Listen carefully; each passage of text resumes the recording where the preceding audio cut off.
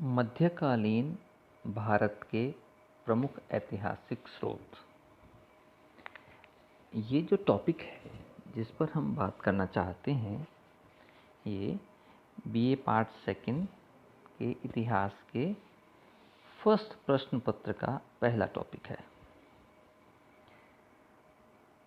जैसा कि आप सभी प्राचीन भारत बीए पार्ट फर्स्ट में पढ़ चुके हैं और मध्यकालीन भारत आप बीए पार्ट सेकंड में अध्ययन करेंगे। इसका पहला पेपर मध्यकालीन भारत है और उसका पहला टॉपिक मध्यकालीन भारत के प्रमुख ऐतिहासिक स्रोत हैं।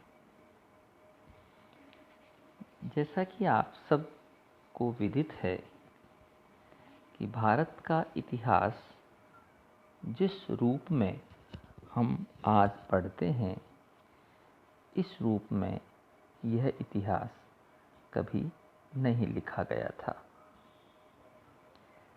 प्राचीन काल में, मध्यकाल में जो यात्रा वृत्तांत लिखे गए या दरबारी लेखकों द्वारा जो लिखा गया या कोई पुरातात्विक अवशेष जो हमें मिलता है, वो उस काल के बारे में हमें जो जानकारी देता है, उसके आधार पर हमारे इतिहास का पुनर्लेखन किया गया।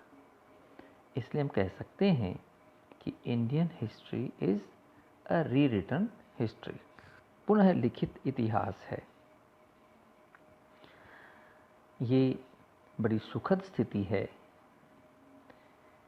कि मध्यकाल का जो इतिहास है, उसको जानकारी के जो स्रोत हैं वो हमें बहुत ही प्रचुर मात्रा में उपलब्ध होते हैं, जो तत्कालीन मुस्लिम लेखकों द्वारा फारसी भाषा में लिखे गए ऐतिहासिक ग्रंथ हैं। जो समसामयिक या कंटेम्परेरी जो ऐतिहासिक साहित्य हमें मिलता है, वो उन लेखकों द्वारा या उन अरबी यात्रियों द्वारा या उन दरबारी लेखकों द्वारा जो दरबार में उस समय रहा करते थे, शासक के साथ रहते थे, वे शासक के साथ यहाँ आए, या हम ये कह सकते हैं कि इस्लाम का जैसे जैसे विस्तार भारत में हुआ, उसके साथ ये अरब यात्री भी भारत में प्रविष्ट हुए। इन्होंने जो यहाँ देखा, विशेष रूप से हमारी ज्योग्राफिकल कंडीशंस, यहाँ की क्लाइमेट, यहाँ की वनस्पति, तो भौगोलिक स्थिति के बारे में इन्होंने काफ़ी सुंदर विवरण लिखे हैं। ये लोग मूलतः कोई वैज्ञानिक इतिहासकार नहीं थे, इसलिए ये तो संभव है कि इनके लेखन में ऐतिहासिक दृष्टिगोचर नहीं होती। इन्होंने राजा का इतिहास लिखा, इन्हें सामान्य व्यक्ति, जनता, जन सामान्य प्रजा से कोई सरोकार नहीं था। इसी तरह से इनके लेखन में हम क्रमबद्धता का अभाव पाते हैं।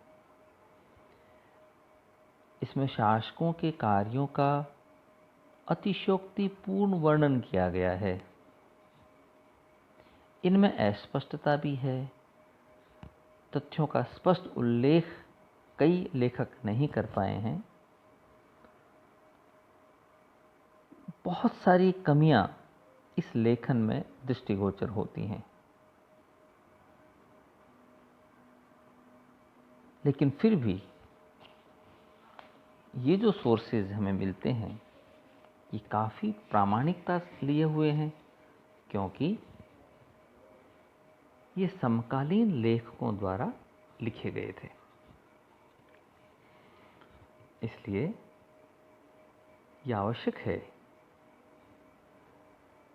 कि मध्यकालीन भारत के इतिहास को जानने के लिए हमें इन तात्कालीन ऐतिहासिक स्रोतों की जानकारी होना बहुत आवश्यक है। जैसा कि मैंने कहा, ये सौभाग्य है कि हमें उस काल के बारे में या उस काल से संबंधित हमें प्रचुर मात्रा में ऐतिहासिक सामग्री उपलब्ध होती है। इस विषय सामग्री में जो ग्रंथ तत्कालीन लेखकों द्वारा उस समय की प्रचलित भाषा फारसी में लिखे गए, वे बहुत महत्वपूर्ण हैं।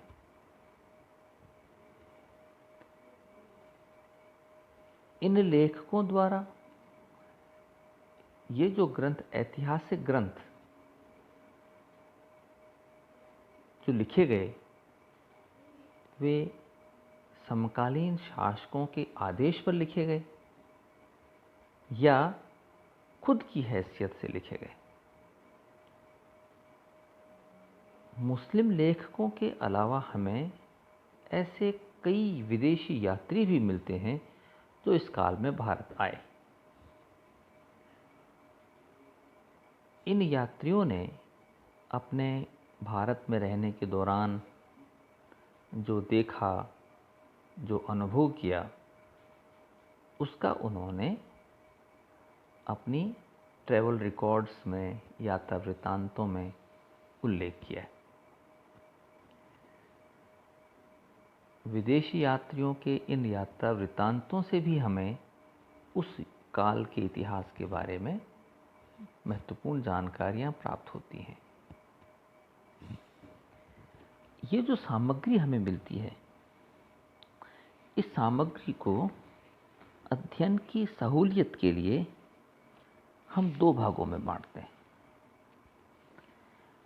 जो मध्यकालीन भारतीय इतिहास है, इस पूरे कालखंड को इतिहासकारों ने अध्ययन की सहूलियत के लिए सल्तनत काल और मुगल काल में बांटा है।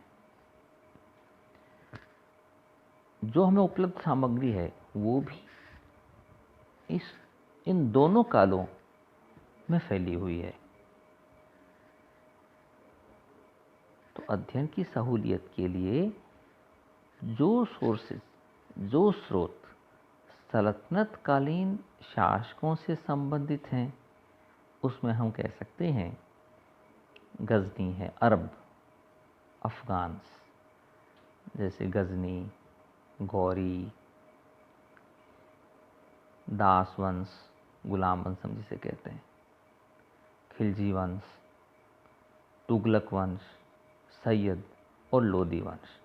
ये जो बार बार दिल्ली सल्तनत में सत्ता परिवर्तन होता रहा, वंश परिवर्तन होता रहा, इसे हम दिल्ली सल्तनत के नाम से पहचानते हैं। तो इस दौरान जो लेखकों ने जो विवरण इस काल के बारे में दिया है, उसे हम सल्तनत कालीन ऐतिहासिक स्रोत के रूप में पहचानते हैं। दूसरा हिस्सा है मध्यकाल का, जब भारत में इस बार बार हो रहे वंश परिवर्तन को खत्म करके और एक नवीन राजवंश मुगल वंश की स्थापना बाबर ने की और ये लंबे समय तक भारत में सत्तारूढ़ रहे, तो इस काल को मुगल वंश के नाम से जानते हैं। तो इस काल में जो लेखन सामग्री हम मिलती हैं, ऐतिहासिक स्रोत मिलते हैं जो इस काल के बारे में हमें ऐतिहासिक जानकारी देते हैं, इन्हें हम मुगल कालीन स्रोतों के रूप में पहचानते हैं। ये हम अध्ययन की सहूलियत के लिए दो काल के रूप में स्रोतों का वर्गीकरण करते हैं।